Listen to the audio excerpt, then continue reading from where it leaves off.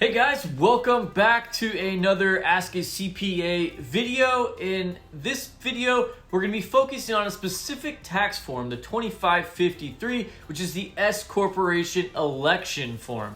So if you're in business, you've probably heard someone mention the term S Corporation and all the benefits that come along with electing to become an S Corporation. If you want to discover the benefits, check out this video here, where we go over all the benefits of the S Corporation. So to become an S Corporation, an LLC or a C Corp must make an election that treats the business as an S Corporation by filing Form 2553. By filing Form 2553, it achieves three compliance matters. So first, the company elects the S Corporation status. Next, the shareholders all consent and agree to the election. And finally, the company selects their tax year. So let's take a look specifically at the tax form. Let's walk through it kind of line by line, how to fill it out, and then we'll jump back in and close out this video. All right, guys, so let's take a look at the tax form and walk through how to properly fill out Form 2553, an S election by a small business corporation. On the first page of the form are the mailing instructions.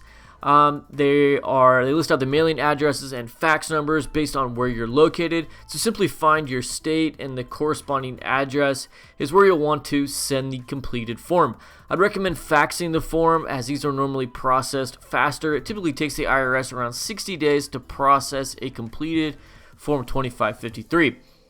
So the Form 2553 must be filed within 2.5 months after your tax year. So if you're on a calendar tax year, meaning your year ends on December 31st, then you must file the form by March 15th.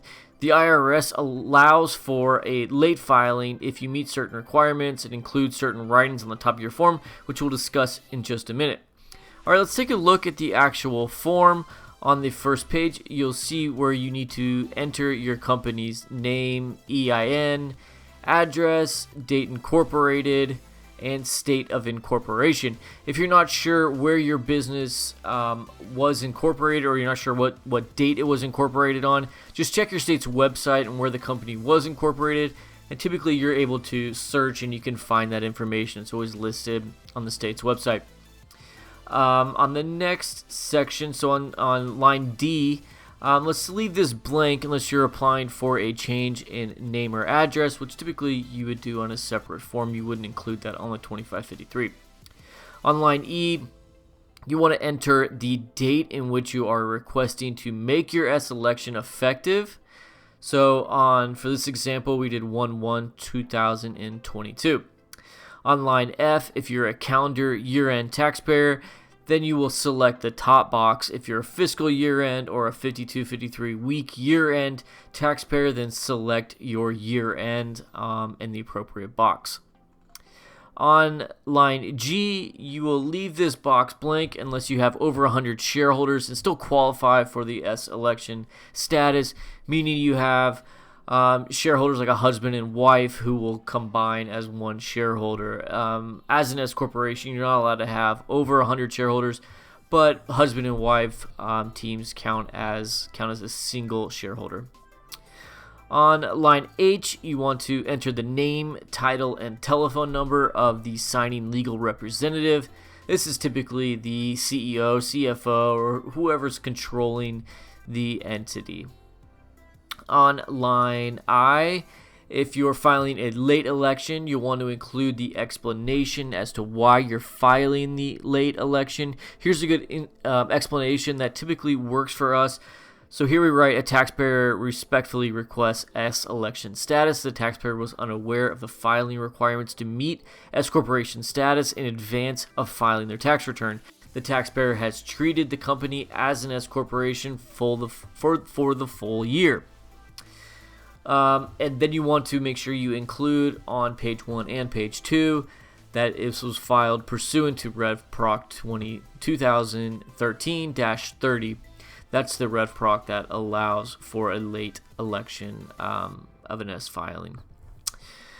So now let's flip over to the next page. So this is part 1 here, is where each shareholder will need to sign and date and provide some information to the IRS saying that they consent to the S election. So here you'll want to list out each shareholder, including their name, number of shares, the date acquired, their social security number, and their tax year end. So this is where most S elections are rejected because shareholders fail to sign and date the right spots. So make sure your signatures are all included on this page.